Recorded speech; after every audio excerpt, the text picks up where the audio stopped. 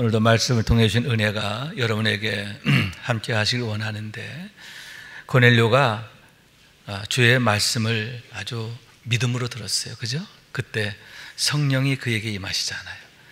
말씀을 믿음으로 들을 때, 하나님의 말씀으로 들을 때 그 말씀이 내게 능력이 되고 축복이 되고 응답이 되는 줄로 믿습니다. 그런 은혜를 경험하는 여러분 모두가 되시길 축원합니다.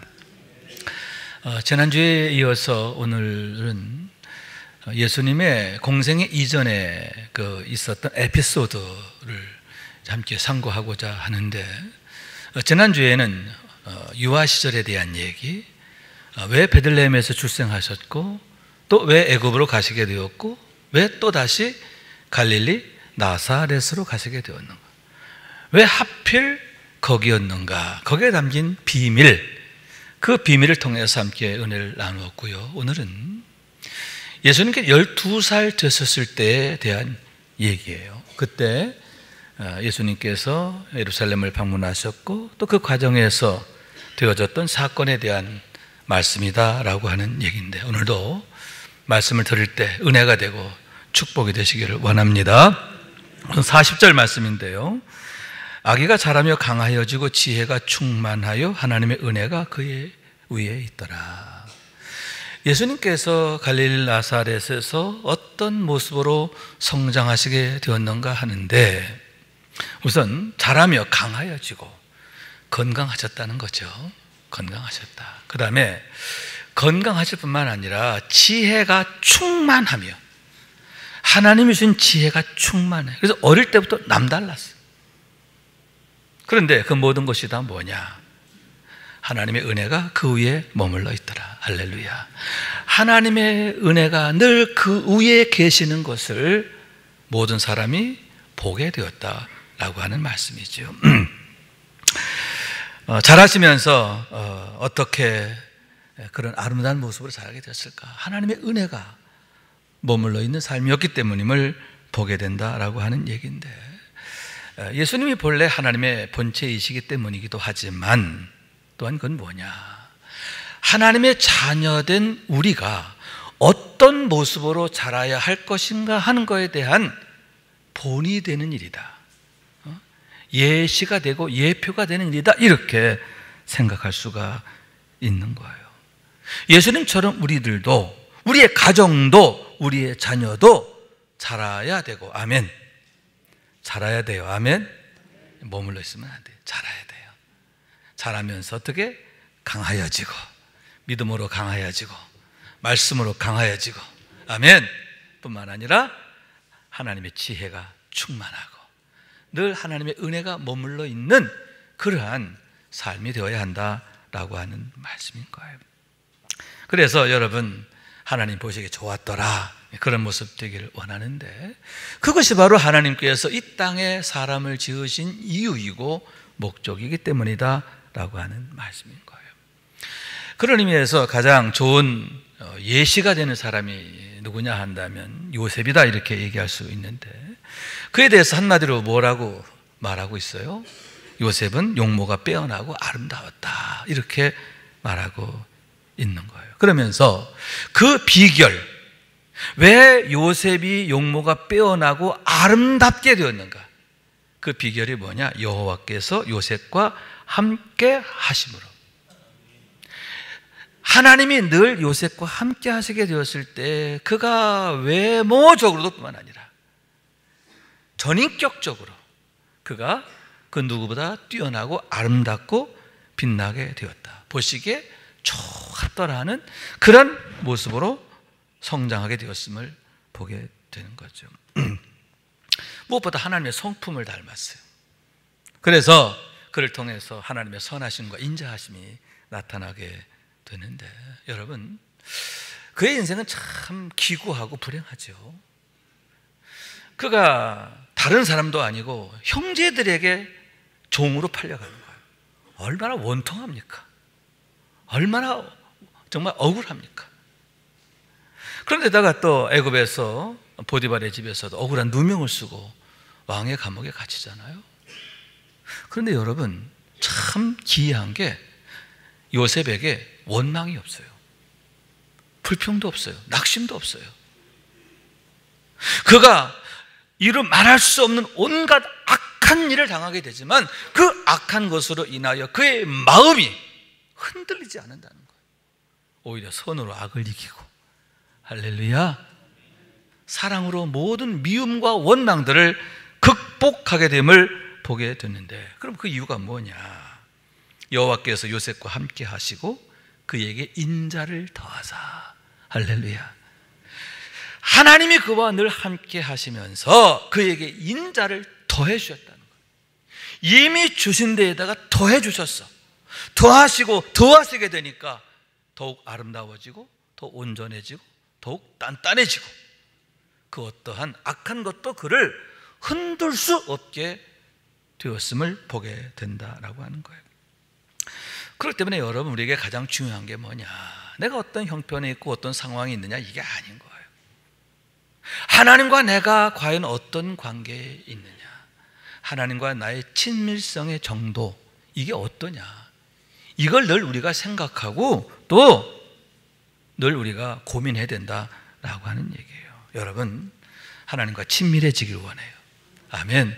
하나님의 은혜가 머물러 있기를 원해요. 하나님이 함께하는 인생이 되기를 원합니다. 그런 가정을 이루고 그런 자녀를 되기를 원합니다. 그래서 예수님처럼 지혜가 자라게 되고 강하여지고 지혜가 충만하고 하나님의 은혜가 늘 머물러 있게 되기를 원하는데, 이를 위해서 어떻게 하면 우리가 더 하나님의 사랑 안에 거할까, 말씀 안에 거할까, 하나님이 기뻐하시는 삶이 될까 질문하며 대답을 구하는, 그래서 하나님 앞에 아름답게 세워져가는 우리 모두가 될 수 있기를 주님의 이름으로 축원합니다.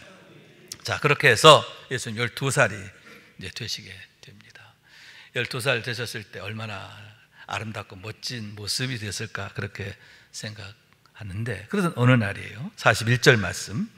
그 부모가 해마다 6월절이 되면 예루살렘으로 가더니, 요셉과 마리아가 매년 6월절마다 절기를 지키기 위해서 예루살렘에 올라가시게 되었는데, 그 다음 구절에 보면 예수님께서도 12살 되셨을 때 관례에 따라 그들과 함께 가셨다, 이렇게 말씀하고 있는 거예요. 예수님께서도 처음으로 6월절 절기를 지키기 위해서 부모와 동행하게 되었다라고 하는 말씀인 거예요.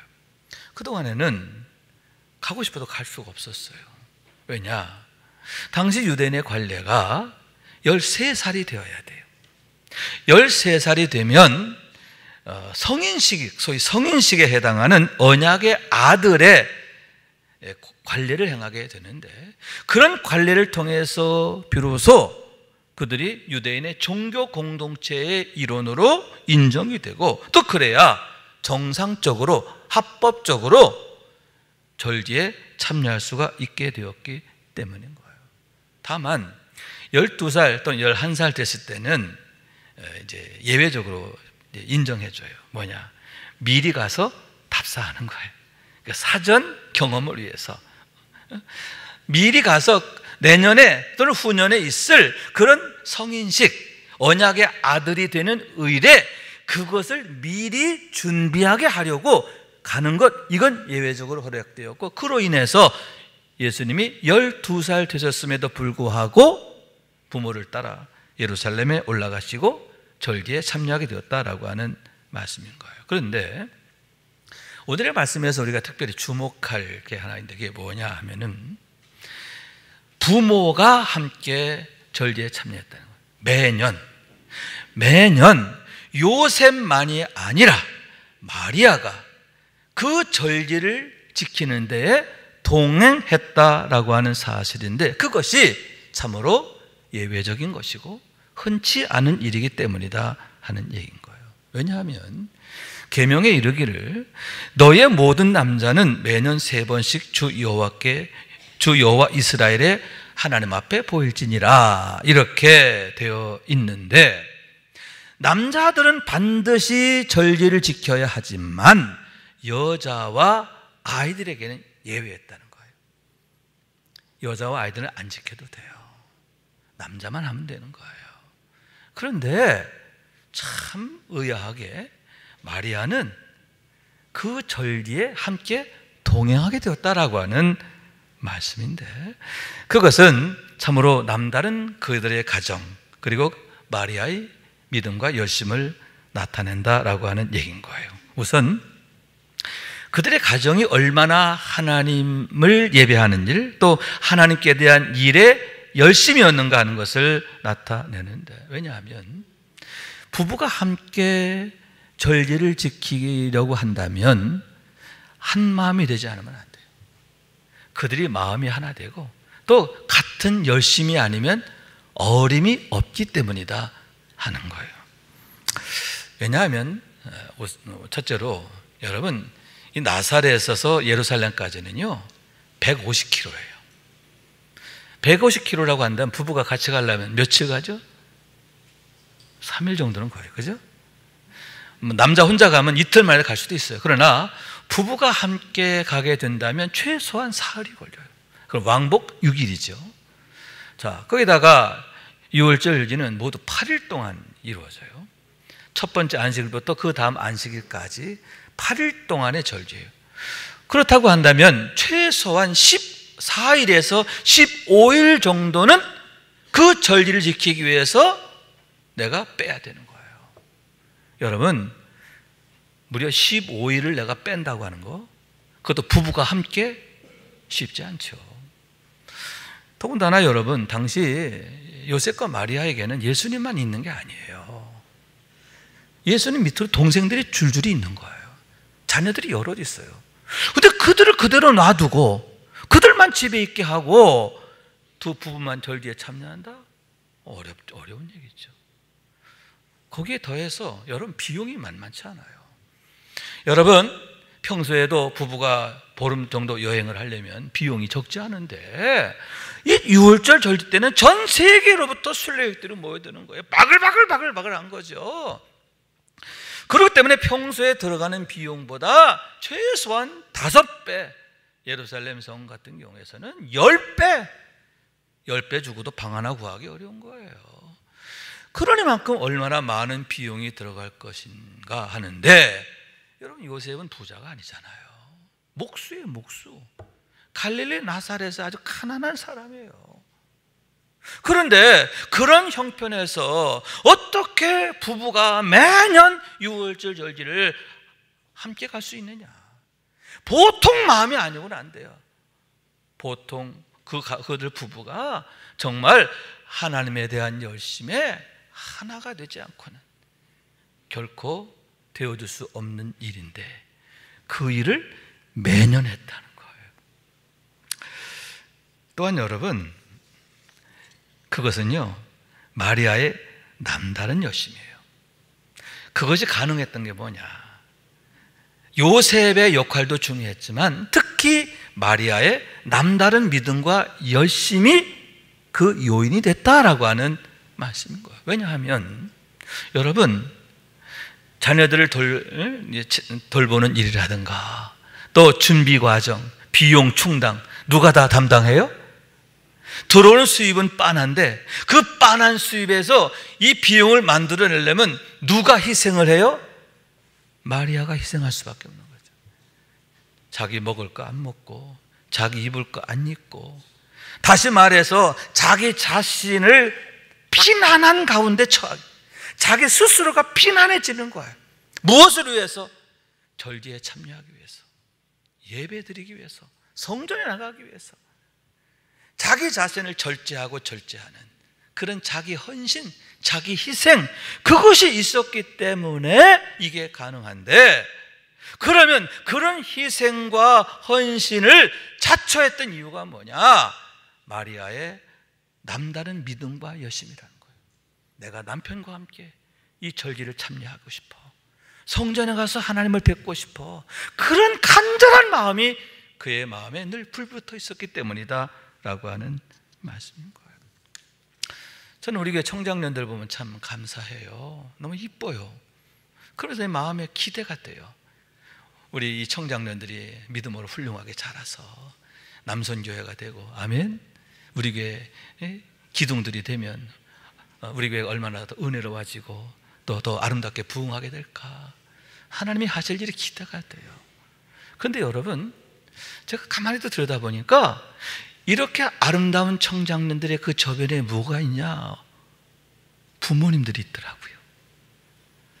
훌륭한 장로님, 권사님, 집사님, 기도하는 어머니들이 그 뒤에 딱, 아, 그렇구나. 그냥 되는 게 아니구나. 그냥 되는 게 아니구나. 여러분, 왜 하나님께서 당신의 독생자를 요셉의 가정에 맡기셨을까? 왜 하나님께서 그 위대한 하나님의 구속사를 그의 가정에 참여하게 했을까? 바로 그런 가정, 요셉과 마리아의 하나님에 대한 열심에 하나가 되는 가정. 아멘? 또 그런 가정을 이룬 데 있어서 누가 결정적 역할을 했다? 마리아라는 거죠. 마리아의 믿음과 열심, 그것이 그 가정을 축복으로 세우는 가장 중요한 비밀이 되었음을 보게 된다라고 하는 얘기인 거예요. 그렇기 때문에 여러분, 순전한 믿음보다 더 큰 은혜가 없고 축복이 없고 능력이 없다 하는 거예요. 하나님이 주신 최고의 선물이 뭐냐? 좋은 믿음이에요. 좋은 믿음, 최고의 선물인 거예요. 우리가 가장 구하고 소망하고 열망해야 할 게 바로 믿음이라고 하는 얘기인 거예요. 왜냐하면 여러분, 믿음이 뭐예요? 비밀이 있잖아요. 너희가 믿으면 하나님의 영광을 보리라. 아멘. 따라해. 너희가 믿으면 하나님의 영광을 보리라. 주님께서 나사로의 무덤 앞에서 주신 말씀이잖아요. 그때 마르다가 예, 믿습니다 고백하고, 그럴 때 그들이 하나님의 놀라운 영광을 보고 경험하는데, 죽은 지 나흘이나 돼가지고 썩어 냄새나던 나사로가 무덤에서 나오는데, 나사로야 나오너라, 주님 명령 한마디에 배로 동인 채로 무덤에서 나오니라. 정말 놀라운 하나님의 영광, 하나님의 일하심을 그들이 보고 경험하게 되었다라고 하는 얘기인 거예요. 여러분, 우리들 역시 이런 믿음으로 세워지기를 원해요. 할렐루야. 여러분, 마리아의 경우 학벌이 좋습니까? 가문이 좋습니까? 아무것도 없잖아요. 갈릴리 나사렛 손동네 아가씨, 깡촌 아가씨예요. 그리고 성경의 내용을 보면, 정황을 보면 마리아는요, 소녀가장 같아요. 소녀가장. 그러니 뭐 학교라도 댕겼겠어요. 뭐가 있겠어요? 그죠? 아무것도 내세울 게 없는. 그럼에도 불구하고 왜 하나님이 그녀를 그렇게 위대하게 쓰셨느냐? 그의 믿음이 그렇게 귀하다는 거예요. 능력이 믿음이라는 거예요. 할렐루야. 그에게 내세울 것, 자랑할 건 믿음밖에 없는데, 그것이 그녀에게 최고의 자산이 되고 축복이 되었음을 보게 된다 하는 얘기인 거예요. 그렇기 때문에 여러분, 우리도 역시 이런 믿음을 구하고, 아멘, 특히 성령님을 구해야 돼. 왜냐하면 성령님은 보혜사가 되시는데 우리를 도우시는 영이잖아요. 어떻게 도와요? 우리의 믿음을 도우시는 줄로 믿습니다. 우리의 믿음이 자라게 하시고 온전하게 하시고 장성하게 하시도록 도우시기 때문에, 그렇기 때문에 늘 성령님을 구하고 성령 충만하고, 여러분, 온전한 믿음의 사람 되어서 하나님 앞에 가장 아름답고 귀하게 쓰임받는 우리가 되고, 우리 가정이 되고, 우리 교회가 되고, 우리 자녀들 될 수 있기를 주님의 이름으로 축원합니다. 그런데 여러분, 문제가 생겼어요. 자, 8일 동안의 저지를 다 마치고 요셉과 마리아가 다시 갈릴 나사렛을 향해서 길을 떠나고 하룻길을 가게 되었는데 멘붕에 빠지게 됐다. 멘붕에 빠지겠어. 하룻길을 갔다라고 했는데요, 예루살렘에서부터 여리고를 통해서 가는 길이에요. 아마도 요단강 건너 정도가 됐을 거예요. 왜냐하면 예루살렘에서 여리고까지 거리가 36km, 그리고 여리고에서부터 요단강까지가 6km, 그러면 46km잖아요. 그죠? 하룻길을 가는 거예요. 그러니까 요단강 건너 요단 동편 어디쯤에 도달했을 때, 자, 이제 짐도 이제 하룻밤 쉬어야 되니까 정리하는데 보니까 누가 없어? 예수님이 없는 거예요. 있어야 할 예수님이 없는 거예요. 당연히 있으리라, 무리 중에 있으리라 여겼는데 계시지 않았고, 어떻게 됐을까요? 등에 막 그냥 식은땀이 나고 사지가 벌벌벌벌 떨리고 그들 모두가 멘붕에 빠지게 됐다는 거예요. 자, 이유가 뭐예요? 43절. 그 날들을 마치고 돌아갈 때 아이 예수는 예루살렘에 머무셨더라. 예수님이 아예 출발할 때부터 일행 중에 계시지 않았다는 걸 몰랐어요. 착각했어요. 예수님이 우리 가운데 계시겠지 착각했어요. 그러나 예수님을 잃어버림으로 해서 어떻게 되느냐. 우선 여러분, 그날 하루의 모든 수고가 헛수고가 됐어요. 여러분, 집에 돌아가기 위해서 얼마나 부산을 떨었을까요? 그죠? 사실 그러다 보니까 예수님 안 계신 것도 몰랐던 거예요. 그렇게 열심을 다하고 부산을 다하고 그렇게 해서 하루길을 왔는데 결국 어떻게 돼요? 예수님 잃어버리니까, 예수님 없으니까 헛수고가 된다는 거예요. 여러분, 예수님 잃어버린 인생, 예수님 없는 인생 헛수고로 전락하는 거예요. 헛수고 인생 되는 거예요. 또한 여러분, 예수님이 없는 걸 알았을 때, 예수님을 잃어버린 걸 발견했을 때 어떻게 됐을까요? 원망과 자책에 빠지게 되죠. 요셉과 마리아가 아우 나 때문이야, 내가 내가 이래서 그래 저래서 그래 그러면서 스스로 자책에 빠지고 스스로에 대한 원망에 빠지게 되었는데, 여러분, 돌아가는 그 길이 행복하고 감사하고 찬송 부르며 그렇게 가야 할 길이 이렇게 원망하고 자책하는 인생으로 전락했다는 거예요. 원망과 자책에 빠지는 거예요. 예수님 잃어버리면, 예수님 없는 인생은 원망과 자책의 인생으로 끝나요. 세 번째는 뭐냐? 피가 마르는 사흘이 되는 거예요. 그래서 예수님 찾아다녔잖아요. 처음에 친족에게서 찾고 또 무리에게 찾고 나중에 예루살렘 올라갈까지 찾았어요. 사흘 동안 꼬박 찾았는데 못 찾았어요. 여러분, 그 사흘이 그들 부부에게 어떻게 됐을까? 피가 마르는 거죠. 피가 마르는 사흘. 아마도 그때 그들 부부의 이 마음이, 이 심장이 다 시커멓게 탔을 것 같아요. 물 한 모금도 먹기 어렵죠. 그죠? 아니, 아들을 잃어버렸는데, 맏아들을 잃어버렸는데 물이 넘어갑니까? 정말 피 마르는 그런 사흘이. 다행히 사흘 뒤에 성전에 찾았어요. 찾았기에 망정이지, 만약, 그리고 또 사흘 후에 찾았으니 망정이지, 만약 한 달간 못 찾았다, 한 달 동안 피 마르는 거예요. 1년 동안 못 찾았다, 1년 동안 피 마르는 거예요. 평생 못 찾았다, 평생 예수님 잃어버렸다, 어떻게 돼요? 평생 피 마르는 인생이 되는 거예요. 그래서 여러분, 요한일서 말씀이 있잖아요. 아들이 있는 자에게는 생명이 있고 하나님의 아들이 없는 자에게는 생명이 없느니라. 사망이에요. 예수님 없는 인생은 사망이에요. 그리고 영원한 멸망이 되기 때문이다.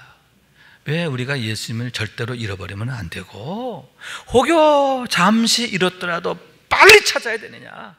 그 이유가 바로 거기에 있는데, 여러분, 그게 바로 헛수고를 도는 방법이에요. 원망과 자책을 빠지지 않는 거예요. 그리고 피 마를 인생을 면하게 되는 그런 비결이 거기 있기 때문이다 하는 얘기인 거예요. 그렇기 때문에 여러분, 어떻게 해야 돼요? 어떤 일이 있어도 예수님 잃어버리면 안 된다. 따라요. 어떤 일이 있어도, 어떤 상황에서도, 어떤 이유에서도 예수님을 잃어버리면 안 된다. 아멘. 자, 그럼 어떻게 해요? 세 가지가 중요해요. 첫째, 예수님을 앞에 모시자. 간단해, 그죠? 예수님보다 앞서면 안 돼. 예수님을 내 앞에 모시는 삶, 이게 예수님 잃어버리지 않은 첫 번째 방법. 그런 면에서 대표적 사례가 누구예요? 다윗이지요. 다윗은 일평생 믿음으로 승리하고 그 누구보다 하나님 앞에 아름답게 쓰임받는, 또 빛나는 삶이 되었어요. 지켜주신 삶이 되었어요. 이유가 뭐냐? 하나예요. 여호와를 내 앞에 모시는, 여호와는 나의 목자이시니, 항상 하나님을 내 앞에 모시고 그의 뒤에 서는 삶, 항상 하나님을 앞에 모시고 그 음성을 따라 사는 삶이 되었을 때에 실족하지 않게 되었고 위대한 축복의 삶을 살게 되었다. 할렐루야. 여러분, 항상 예수님 앞세우는 삶, 그를 위해서 뭐예요? 내가 누구냐 기억해야 돼요. 내가 누구냐. 나는 목자가 아니에요. 뭐예요? 양이야, 양. 내 주권은 나한테 있는 게 아니에요. 예수님에게 있어요. 할렐루야. 여러분, 오직 예수 그리스도만이 나의 왕이시고 나의 주가 되심을 고백하고 늘 그러므로 믿음으로 승리하는 우리 모두가 될 수 있기를 주님의 이름으로 축원합니다. 두 번째는 예수님과 늘 교통하는 삶이다, 이렇게 말할 수 있는데, 여러분, 출발할 때 예수님 얼굴 한 번만이라도 보고 가려고 했으면 출발부터 예수님 잃어버릴 일이 없어. 그죠? 그리고 예수님 거기 없었다? 그걸 금방 알았을 거예요. 바로 찾았을 거예요. 출발할 때 예수님 얼굴도 안 보고 그냥 갔어. 또 중간이라도 가면서 그 예수 좀 오라고 그래라. 그 같이 가면서 이번 6월절 명절에 소감이 어떠냐 물어보기도 하고, 그죠? 그럴 수 있잖아요. 얼마나 좋아요. 아버지와 아들 탁 같이 손잡고 걸어가면서 그냥 대화하고 힘들지는 않았냐, 그러면 은혜 받은 게 뭐냐. 여러분, 예배 끝나고 가면서 부부가 같이 가면서 엄한 얘기 하지 말고 오늘 목사님 말씀 들으면서 받은 은혜가 뭔지 나누기도 하고, 또 부모님 자녀들 교회 학교 예배 끝나고 갈 때 오늘 전도사님 설교 말씀에서 뭐가 은혜가 됐어? 뭐가 깨달았어? 이런 얘기도 좀 하고. 아멘. 그랬더라면 중간이라도 알았을 거 아니야, 그죠? 그럼 하루길 가기 전에 진작 예수님 잃어버린 거 알았고 조금이라도 빨리 되찾았을 거예요. 그런데 그게 없었다는 거죠. 그런 의미에서 여러분, 어떻게 해야 되느냐 하는데, 우리 정시 예배 참 귀한 거잖아요. 하루 시작을 예수님 얼굴 보고 시작하는 거예요. 할렐루야. 예수님 얼굴 보고 하루 시작하자. 정시 매일 예배, 또 정시 기도, 매일매일 주님과 교통하는 삶, 기도하는 삶, 또 정시 영적 나눔, 속도 온데 단체 카톡을 만들어서 거기에서 오늘 말씀을 통해 받은 은혜 나누고. 여러분, 이것이요 예수님 잃어버리지 않는 방법이에요. 뿐만 아니라 예수님과의 관계를 더욱 아름답고 든든하게 세우는 방법이다 라고 하는 말씀인 거예요. 사랑하는 여러분, 이러한 영적 생활을 통해서 우리가 더욱 예수님과 친밀해지고, 아멘. 그래서 예수님과의 관계가 깊어지면 깊어질수록 그만큼 내게 은혜가 되고 능력이 되고 축복이 되는 거예요. 더욱 임마누엘의 은혜를 경험하는 거예요. 이런 축복의 주인공 되시기를 원합니다. 마지막 세 번째는 뭐냐? 삶의 우선순위를 예수님께 두고 또 거기에 따른 절제가 중요하다는 거예요. 여러분, 이 비슷한 경우가 어디에 있었냐면 마르다에게 있었죠. 예수님이 이제 그 마르다의 초청을 받아 가시게 됐는데 마르다가 화딱지가 났어요. 왜? 준비하는 일이 많아 마음이 급한데 저 마리아란 여는 나 안 도와주고 예수님 앞에 앉아가지고 그러고 있는 거야. 철없이 저러고 있는 거야. 열딱지가 나서 화가 나서 예수님한테 고발하잖아. 그죠? 전연 좀 보라고 그래가면서. 성경 그렇게 그 내용이 그래야 됐어요. 근데 예수님 뭐라 그래요? 마리아에게 몇 가지만 하든지 혹은 한 가지만이라도 족하니라. 왜 많이 하려고 준비하는 일이 많아서 근심해? 그런 걸로 근심할 게 아니야. 한 가지만 해도 괜찮아. 그러면서 뭐라고 말씀하시냐면 마리아는 이 좋은 편을 택하였으니 빼앗기지 아니하리라. 오히려 너보다 마리아가 더 좋은 편을 택했어. 이게 오히려 더 중요한 거야. 여러분, 좋은 편이 뭔지를 알아야 된다는 거예요. 아멘. 좋은 편이 뭔지를 알고 택하고 이를 위해서 우리가 집중하는 삶이 되어야 하는데 그것이 바로 우리가 시험 들지 않는 방법이고 더 우리가 믿음으로 승리하는 방법이다라고 하는 말씀입니다. 그래서 바울의 말씀이죠. 믿음의 아들 디모데에게 주신 말씀인데, 망령되고 허탄한 신화를 버리고 경건에 이르도록 내 자신을 연단하라. 육체의 연단은 약간의 유익이 있으나 경건은 범사에 유익하니 검생과 내생의 약속이 있느니라. 경건에 이르기를 연습하라, 훈련하라. 내가 믿음으로 세워지기 위해 힘쓰고 이를 위해서 어떻게 해야 돼요? 나머지는 절제하라는 거예요. 또한 여러분, 오늘의 말씀이죠. 자, 사흘 후에 나흘째 되는 날 성전에서 예수님을 찾았어요. 속상했어요. 그래가지고 마리아가 예수님을 힐난했어요. 왜 여기 있느냐? 너 때문에 우리가 얼마나 근심한 줄 아느냐? 그럴 때 주님이 뭐라고 말씀하시느냐? 어찌하여 나를 찾으셨나이까? 내가 내 아버지 집에 있어야 할 줄을 알지 못하셨나이까? 하면서 도리어 요셉과 마리아를 안타까워하시는 것을 보게 된다는 얘기인 거죠. 왜 엉뚱한 데서 날 찾았냐는 거예요. 내가 아버지 집에 있을 줄 알지 못하셨습니까? 이렇게 여러분, 두 가지를 몰랐잖아요. 첫째, 뭘 몰랐어요? 예수님이 우리 가운데 계시지 않은 거예요. 예수님을 잃어버린 걸 몰랐어요. 그래서 헛고생했고 그 고생했어요. 그죠? 또 하나 뭘 몰랐어요? 예수님이 아버지 집에 계세요. 성전에 계시다는 걸 몰랐어요. 그렇기 때문에 헛수고하게 되었고 헛고생하게 되었고 피 마르는 사흘을 보내게 되었음을 보게 된다라고 하는 말씀인 거죠. 그러면 여기에서 아버지 집, 성전은 과연 어떤 의미가 하는데, 여러분, 우리 교회 아버지 집이면 아버지 집이잖아요. 성경, 말씀, 아버지 집이잖아요. 예배, 기도, 성도의 교제, 이 모든 것이 아버지 집의 의미다, 이렇게 말할 수 있는데, 왜냐? 바로 거기에 주님이 계시기 때문인 줄로 믿습니다. 거기에서 우리를 기다리신다는 거예요. 그렇기 때문에 여러분, 우리가 은혜 있고 열심히 있는 예배 생활, 또 은혜로운 교회 생활, 교회 안의 영적 교제, 이게 얼마나 중요한가 하는데, 그걸 통해서 우리가 약속의 주인공으로 세워지기 때문이다 하는 거예요. 어떤 약속이죠? 나는 너희 하나님이 되고 너희는 내 백성이 되리라. 하나님께서 나의 하나님이 되어주시는 약속. 아멘. 또한 내가 세상 끝날까지 너희와 항상 함께 있으리라. 아멘. 함께 하심에 임마누엘에 대한 약속. 또 내가 끝까지 너희를 버리지 아니하리라. 그럼에도 불구하고의 사랑, 끝까지의 사랑. 여러분, 이런 약속, 그런 약속의 주인공 되는 거예요. 여러분, 이런 약속을 소망하면서 더 우리가 믿음으로, 열심으로 마리아처럼 세워지길 원해요.